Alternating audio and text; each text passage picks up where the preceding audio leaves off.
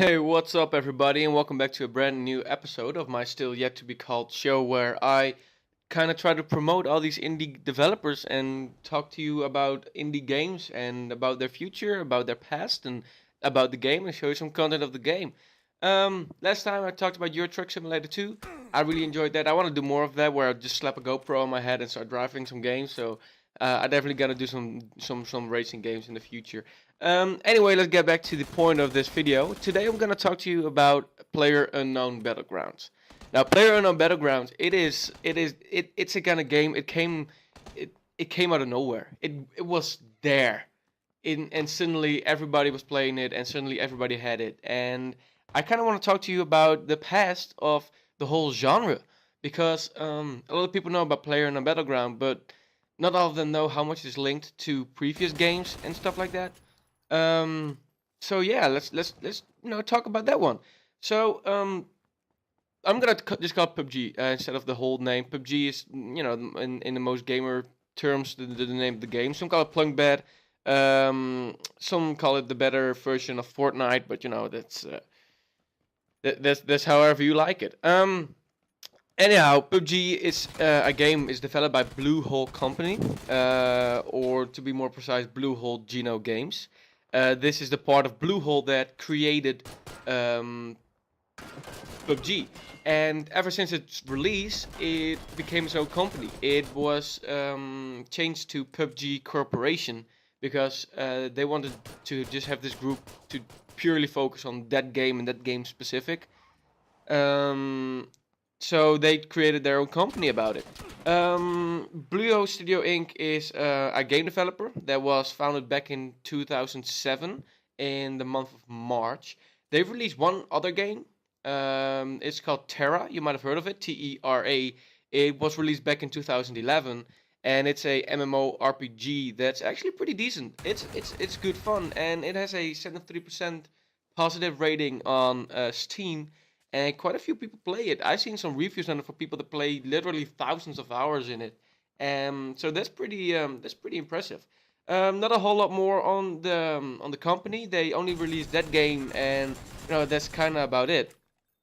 So the concept of PUBG is really simple. You have around 100 people that get dropped into a big ass map, and you gotta drop every fucker that you find to win the game and get that sweet, sweet chicken dinner. That's when you win. When you win the game, in the middle of the screen, it'll say winner, winner, chicken dinner, and once you have that, that is awesome. The whole concept of the PUBG game is from a movie that was released back in 2000, and it was called Battle Royale.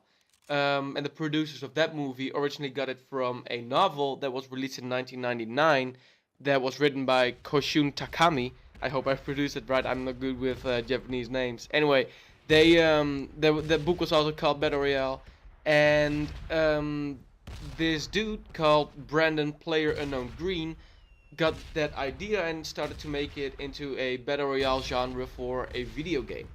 Now Brandon, the big head behind PlayerUnknown Battleground, he was kind of bored with all the standard games like Call of Duty and stuff like that. So he started to mod Arma 3 and Arma 2.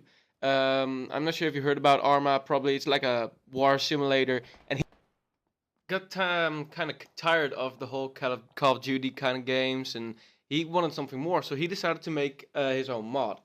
Now, when he released it back in when was it? I think it was 2013.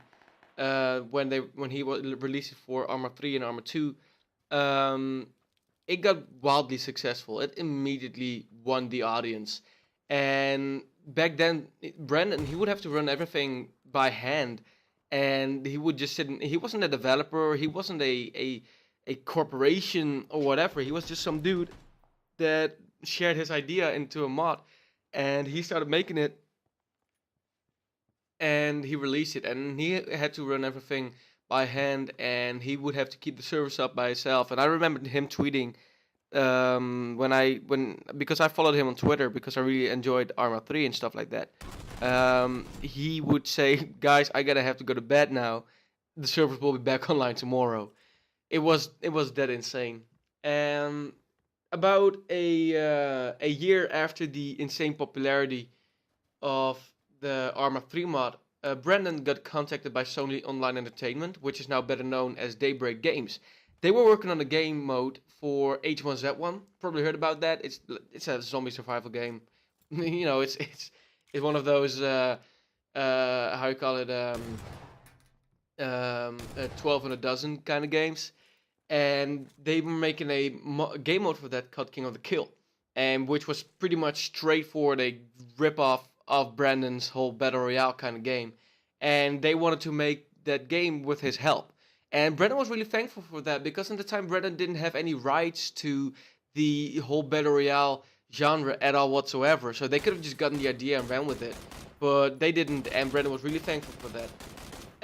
King of the Kill was released back in January 2015, and I myself have quite a few hours in it. I'll have slap in a video on the slap in a video of King of the Kill in this episode.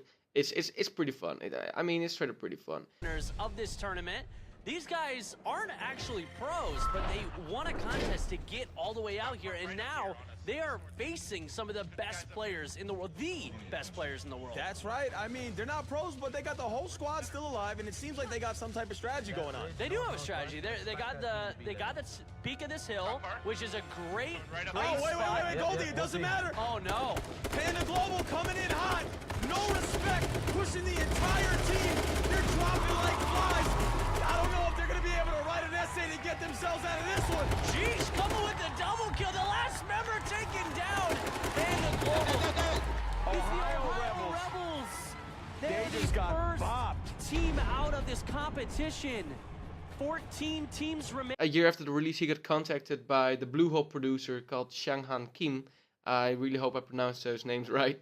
Who wanted to work with Brandon to get the whole Battle Royale thing into an actual game. Not in a game mode, not in a mod, but in an actual game. And a couple months later, the game Playerunknown Battleground hit the Steam Early Access. And that was back in the summer of 2016. Now, to talk about this game, man, this game will make you rage. It'll make you rage. But behind that rage is the satisfactional feeling of killing somebody. In every kill you make in this game is it gives you like a little adrenaline boost that will get you ready for the next kill. You know, it is really awesome. And yeah, after you get that first win, man, I remember I played a lot of single, and I remember winning my first game. And I live in an apartment complex, and I was genuinely sorry for my neighbors because I was just shouting and screaming and cheering and just being so adrenaline and so happy and so awesome. And my buddies, they came walking in and they were like, dude, what the hell's going on? And they saw that winner chicken dinner in the screen, and they played it on the Xbox, and they knew what it meant. And they also didn't won a game before, but we were just high-fiving and drinking beer for the rest of the night. We had that much fun. This game will give you that much fun. That is what I love about this game. What I really love about this game as well is that every kill you make makes you feel awesome. And, you know, the way you start your game doesn't mean how the rest of the game goes, if that kind of makes sense. Like, you can land and get the most awesome gear, but get instantly headshotted by some dude with a Car 98 somewhere across the map. But you can also spawn with nothing somewhere in the middle of the desert or in the middle of the grass, and you will have to find your way to some house to get starting gear and stuff like that, but you could still win. And every round is that different, and it's the kind of game that you just hop into, play for 20 minutes, and then go to, you know, work or whatever it is that you plan on doing. It is that awesome. You can play for hours and hours and hours and hours and hours, but you can also play for, you know, a few games 20 minutes, maybe one game 20 minutes, really depending on whether you die instantly or not. So that is what I really love about this game. Now Brendan, he would like to see, like, his biggest dream is to see this game come into an esport. You know, like Rocket League or Counter-Strike, where you just let the best players in the world compete and see who is the actual best player of the world. He really like that idea for that to happen, and that is awesome. Brennan, he compares it to poker. Brennan says, quote unquote, sometimes you're dealt with an awful hand, but that doesn't mean you can't make it to the final table. And I guess he's comparing more things to poker because the whole winner chicken dinner thing also comes out of Vegas. I can't remember why. I think it was like the least bid you could win was like $1.50, and then if you won $1.50, the host of the game would say winner chicken dinner because a chicken dinner was $1.50 or something like that. And he used it in more games. He used it in H1Z1 as well, so I think that's pretty cool. Anyway, I definitely recommend this game as I have so much fun in it, and I have a formula, and basically my formula goes for every euro that I have in a game, I want at least 1 hour of fun, you know? So if I pay $60 for a game, I want at least 60 hours of fun. So this game, I think when I bought it in early access, it was like $20 or $15 even. Now it's $30, but I had so much fun. I have hundreds of hours into this game. So it is definitely worth it. I don't really understand why the much hate for it on the Steam review. It has like a 50-something% positive, which I think is really weird. But I also think it's kind of like haters, and they will just downvote it for the fact that it's that game, because it's not that buggy at all. It actually works really well. In the beginning, it was really buggy, but you know that's why there's early access. You know, for them to make it better, for them to improve their game. And after the 1.0 launch, it started off kind of rough, but now it's awesome. The servers are stable. You won't have any lag. Sometimes it's a bit buggy when you drive like a bike into a rock and you fly a couple miles, you know, north, south, east, west. But you know that's the game. It's kind of funny as well, and I really enjoyed the game.